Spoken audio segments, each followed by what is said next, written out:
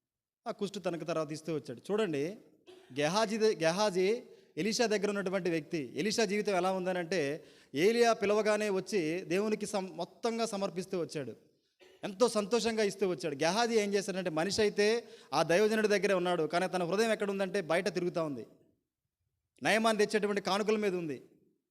అటువంటి లోకంలో తన హృదయం ఉంది, మనిషి అయితే అక్కడ ఉన్నాడు. మన జీవితం కూడా దానియేలు జీవితం ఎలీషా వలె ఉంటే, దేవుడు అంతగా తనతో మాట్లాడినప్పుడు ఆ మాట వినడానికి ఇష్టపడ్డాడు. గెహాజీ వలె మన జీవితాలు ఇప్పుడు ఉన్నాయి, ఖచ్చితంగా చెప్పగలం మనం. మన హృదయాలు అయితే ఇక్కడ ఉన్నాయి అనుకుంటున్నాం, కానీ మన హృదయాలు ఇక్కడ లేవు. దేవుడు మనతోనే ఎలీషా వలె తిరుగుతూ వస్తావు, నువ్వు ఎక్కడెక్కడ ఎటువంటి పనులు చేస్తూ ఉన్నావు అని. కానీ నీ హృదయం అయితే వస్తూ ఉంది మందిరానికి, ఆ మందిరం ఇక్కడే ఉంది అనుకుంటా ఉన్నాం. మన శరీరాలు మాత్రమే కనిపిస్తున్నాయేమో ఒకసారి జ్ఞాపకం చేసుకోవాలి. శరీరాలు మాత్రమే కనపడి నా హృదయం కూడా ఉంది అనుకునే భ్రమలో ఉంటే, దానియేలు చేసిన ప్రార్థన దేవుడు వింటూ వచ్చాడు, కానీ నీ ప్రార్థన దేవుని దగ్గరకు చేరదు.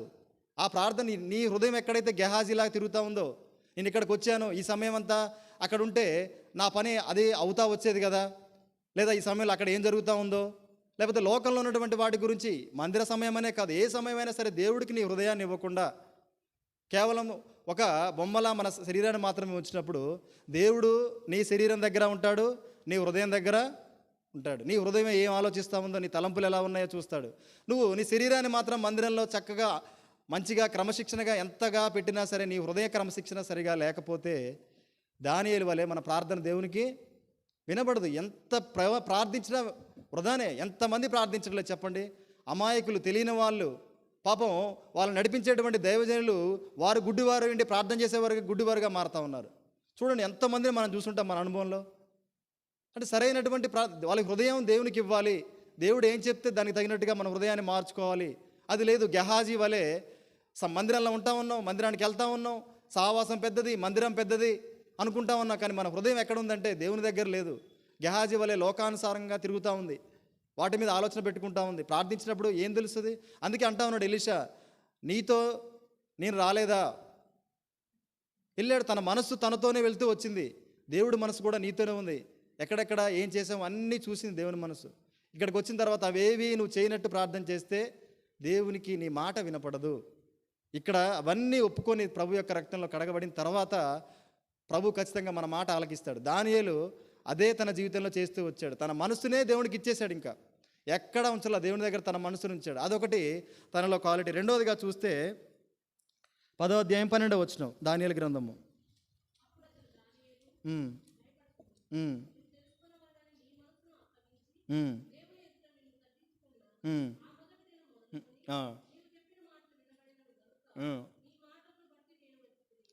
తగ్గించుకొనిన మొదటి దినము నుంచి, ఆయన తగ్గించుకోవడం అనేది ఎప్పుడు ప్రారంభమైందనంటే, మనకు అర్థమయ్యే భాషలో చెప్పాలనంటే, రక్షణ పొందిన దినం నుంచి తన తగ్గింపు అలానే ఉంటూ కాపాడుకుంటూ వచ్చాడు దానియేలు.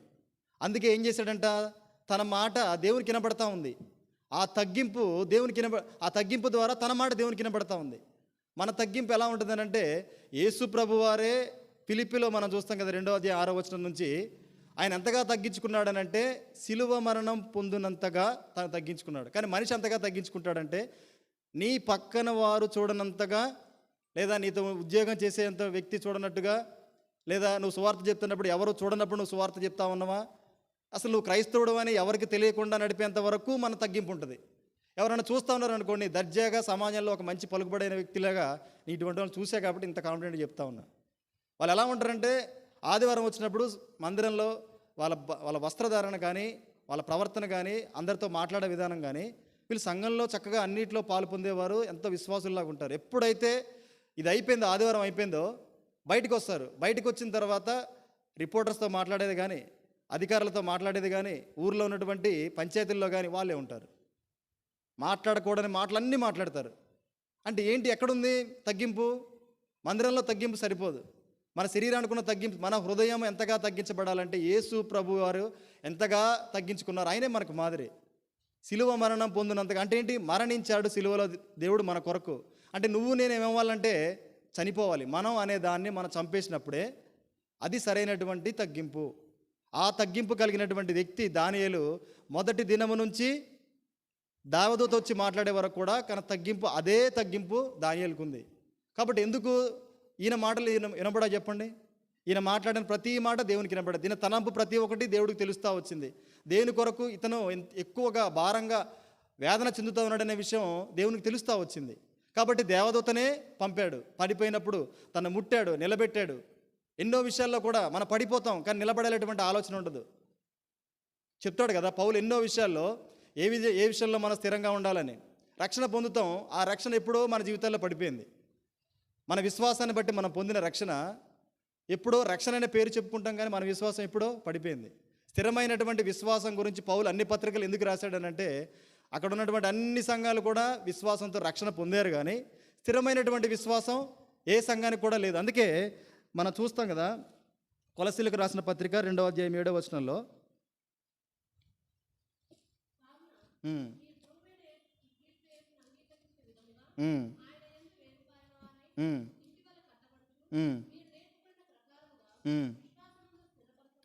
చాలు, విశ్వాసమందు స్థిరపరచబడాలి అంటే ఏంటి? వాళ్ళు రక్షణ పొందారు, బాగుంది, అంతా బాగానే ఉంది ఆ సంఘం, కానీ స్థిరపడాలని పౌలు యొక్క తాపత్రయం. అంటే ఏంటి? పడిపోతాడు.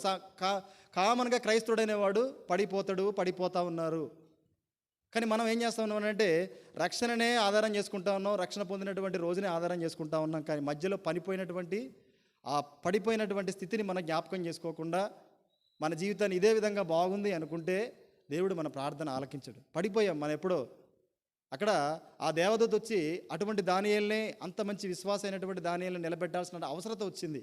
నిన్ను నిలబెట్టాల్సిన అవసరం ఎంతో ఉంది. దాని కొరకు మనం ప్రభువుని ప్రార్థించాలి. పడిపోయా ప్రభువా, నన్ను నిలబెట్టు, బలహీనుడై ఉన్నా ప్రభువా, నాకు బలాన్ని ఇవ్వు. తర్వాత చూస్తే రండి, 1 తెస్సలోనికల పత్రిక 3వ అధ్యాయం 12వ వచనం.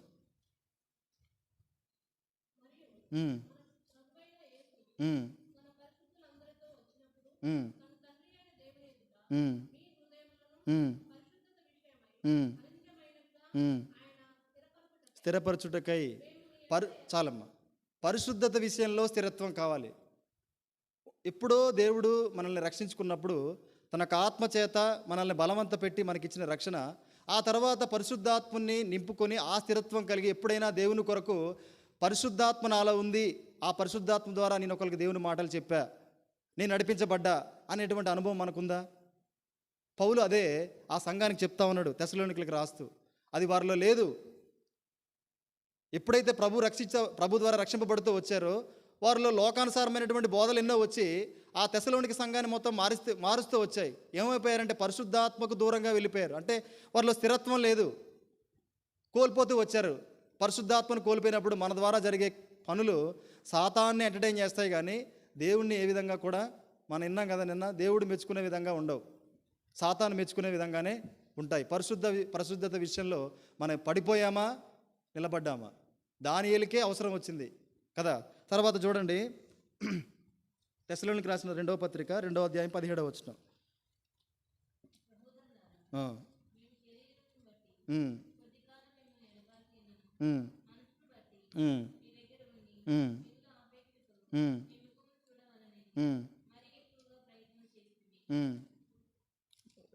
తెస్సలోనిక 2:17 అమ్మా.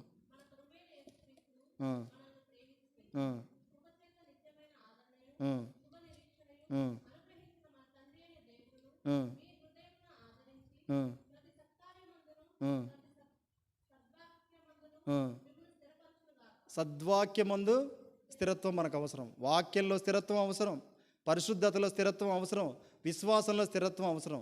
ఈ 3 కూడా మన జీవితాల్లో మనం కోల్పోతే మనం చూసేది గెహాజీ వైపే. మనకు తెలుసు మన హృదయం గెహాజీలాగా ఆలోచిస్తున్నావా, ఎలీషాలాగా ఆలోచిస్తున్నావా? ఖచ్చితంగా మన జీవితాలు గెహాజీలాగే ఆలోచిస్తున్నాయి. దానియేలులాగా మన మాట దేవునికి వినబడదు. ఖచ్చితంగా మనం సరి చేసుకోవాలి ఈ స్థితిని బట్టి. ఎందుకు అంత కాన్ఫిడెంట్గా చెప్పగలమంటే మన ద్వారా దేవుని కార్యాలు జరుగుతూ ఉన్నాయా? మన ద్వారా పోనీ మన కుటుంబంలో దేవుడు నా కుటుంబంలో ఈ మేలు చేశాడు, నా ప్రార్థన ద్వారా దేవుడికి నేను చెప్పినప్పుడు నా మాట దేవునికి వినబడింది, దేవుడు నాకు ఈ మేలు చేశాడు అనే విధంగా మనం లేము అని అంటే ఖచ్చితంగా మన ఆలోచన గెహాజీ వలె ఉంది. వేటిలో కూడా స్థిరత్వం లేదు. గెహాజీ అంతే కదా, ఎప్పుడైతే తన పైన ఉన్నటువంటి దాసుడు, ఆ దైవజనుడు, నువ్వు ఈ పని చేయి గెహాజీ అంటే ఏం చేస్తున్నప్పటికీ వెళ్ళిపోతాడు, ఆ పని చేస్తాడు. నా ఏమన్నా తోడుకొని రా అంటే తోడుకొని వస్తాడు. కానీ తన హృదయం ఎక్కడ ఉందనంటే పడిపోయింది, అది ఎక్కడ లేదు. చెప్పిన పనిని శరీరానుసారంగా చేయడానికే ఉంది తప్ప మనం కూడా గెహాజీ వలె శరీరానుసారంగా దేవుని మందిరంలో తిరుగుతూ హృదయం ద్వారా పనిచేయకపోతే ఖచ్చితంగా ఏ మాత్రం లాభం లేదు. మన ప్రార్థన దేవుడు వినడు, మన కార్యాలు మన శరీరానుసారంగా కనబడుతూ ఎన్ని చేసినా ప్రయోజనం లేదు. మొట్టమొదటిగా మనకు కావాల్సింది ఏంటంటే, దానియేలు దేవుడు వినే విధంగా ప్రార్థించాడు. దేవుడు విన్నాడు, దేవదూతను పంపాడు. ఆ విధంగా తను దేవుడు వినేలాగా ప్రార్థించడానికి తనలో ఇంకొక లక్షణం ఉంటూ వచ్చింది. అదే లక్షణం మనం చెప్తూ వచ్చాం. తగ్గింపు ఉంది.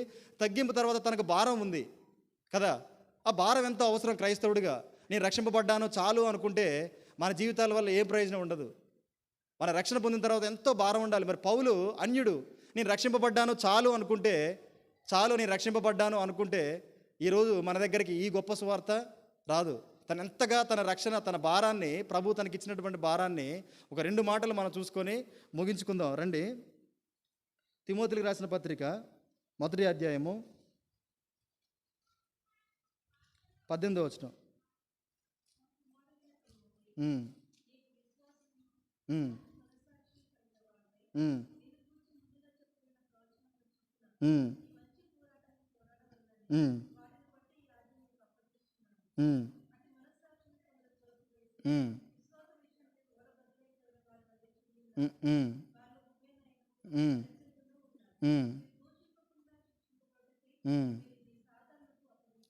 వారి ప్రవర్తనను బట్టి వారిని సాతానుకు అప్పగించాడు. తిమోతి, నా కుమారుడా, నీవు విశ్వాసమును మంచి మనస్సాక్షి కలిగుండు. ఇది తన రక్షణ కాదు, తనైతే పరలోకం వెళ్తాడు. ఎవరు? పౌలు. కానీ తిమోతి గురించి చూడండి, తన భారం ఎలా ఉందో. రక్షింపబడిన తిమోతి బలంగా ఉండాలి, తప్పిపోవద్దు, విశ్వాసంలో బలంగా ఉండాలి, తన మంచి మనస్సాక్షి కలిగి ఉండాలి. ఉంటుందా మనకి భారం? పౌలు అంత భారం కలిగి ఉన్నాడు కాబట్టి తన భారాన్ని బట్టి తను ఇంకా ఎక్కువగా దేవుని పనిని ఇస్తూ వచ్చాడు. అంత మాత్రమే కాదు, రండి 6వ అధ్యాయం 17వ వచనం.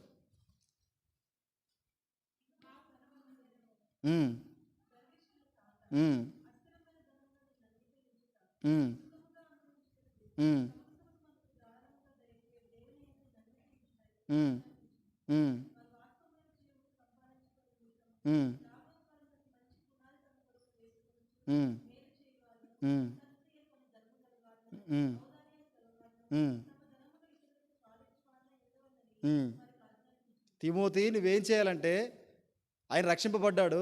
తిమోతి, నువ్వు మంచి మనస్సాక్షి కలిగి ఉండు, మంచి విశ్వాసం కలిగి ఉండు. తర్వాత తిమోతి, ఇంక నువ్వేం చేయాలనంటే, నువ్వు అంత మాత్రమే కాదు, ఎవరికైతే నీ చుట్టుపక్కల ఉన్నటువంటి వారు ఉన్నారో, దేవుడు నీకు ఏ పని అయితే ఇచ్చాడో, నీ ముందు నీ సహోదరులు ఎవరు ఉన్నారో వారందరూ కూడా వాళ్ళు ఏమనుకుంటారంటే, ఇహమందు ధనవంతులై ఉన్నారు, గర్విష్ఠులై ఉన్నారు. అట్లా ఉండకుండా అస్థిరమైన ధనమందు నమ్మిక ఉంచగా సుఖము అనుభవించుటకు సమస్తమును ధారాళముగా దయచేయండి దేవుని యందు నమ్మిక ఉంచేవారిగా నువ్వు చెయ్యి. తిమోతి, నేను అదే చేస్తావున్నా నీ పట్ల, నువ్వు కూడా వాళ్ళ పట్ల ఏం చేయంటే ఇదే చెయ్యి. తన భారాన్ని నేను ఏం చేస్తూ వచ్చాడంటే తిమోతి పెంచుతూ వచ్చాడు. భారం అంటే ఇది. దానియేలుకి అదే భారం ఉంది తన ఇజ్రాయెల్ ప్రజల పట్ల. తిమోతిని చూస్తే తిమోతి కూడా ఇదే భారాన్ని, పౌలుని చూస్తే పౌలు అదే భారాన్ని ఉంటూ వచ్చాడు. ఆ భారాన్ని తిమోతికి ఇస్తూ వచ్చాడు. ఇది కదా భారం అంటే. ఆ భారం కలిగి ఉన్నప్పుడు, దేవుని దగ్గర ఒక తలంపు కలిగి ఉంటే, అటువంటి హృదయాన్ని కలిగి ఉన్నప్పుడు, తగ్గింపు హృదయం కలిగినప్పుడు దేవుడు మన మాట ఎందుకంటే చెప్పండి. ఇంత భారం కలిగి, ఇటువంటి విశ్వాసం కలిగి, తర్వాత దేవుడు వినగలిగే విధంగా ఇట్లా ప్రార్థించినప్పుడు, ఇంత తగ్గింపు ఉన్నప్పుడు, మన మనసు దేవునితో కలిపి వేసుకున్నప్పుడు దేవుడు మన ప్రార్థన ఎందుకు విన్నాడు. అదే తన పట్ల చేస్తూ వచ్చాడు. 2వ తిమోతి 4వ అధ్యాయం 19వ వచనం చివరిగా చదువుకుందాం.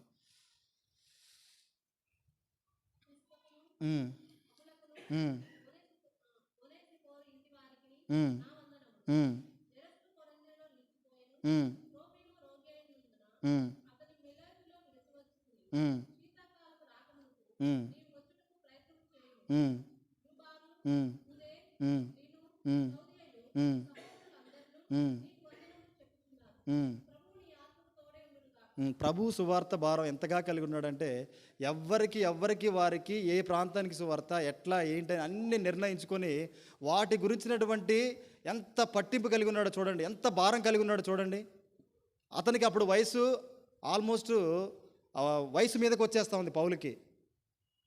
అటువంటి సమయంలో తనకు ఇచ్చినటువంటి భారాన్ని ఎంతగా సమర్థంగా నిర్వర్తించాడంటే, అంత భారం కలిగిన వాడు పౌలు. అటువంటి భారం కలిగినటువంటి వ్యక్తి దానియేలు. ఆ భారం తను కలిగినటువంటి ఈ యొక్క లక్షణాలన్నీ కూడా ప్రభువుకి ప్రార్థించినప్పుడు ప్రభువే దేవదూతను పంపి తన స్థితిని బట్టి తనను ముట్టి తనని పైకి లేపి తనను ధైర్యపరిచి తనకు నేనేం చేయబోతున్నానో చెప్తూ వచ్చింది దేవదూత. ఈనాడు మన ప్రార్థన కూడా ఇటువంటి హృదయాన్ని కలిగి ఉన్నప్పుడు ఖచ్చితంగా దేవుడు మన ప్రార్థన వింటాడు. ఈ విధంగా మనతో స్పష్టంగా మాట్లాడతాడు దేవుడు. అటువంటి అనుభవంలోకి మనందరం కూడా వెళ్ళాలని దేవుడి పేరట మనవి చేస్తూ దేవుడి చిన్న మాటలు దీవించును గాక.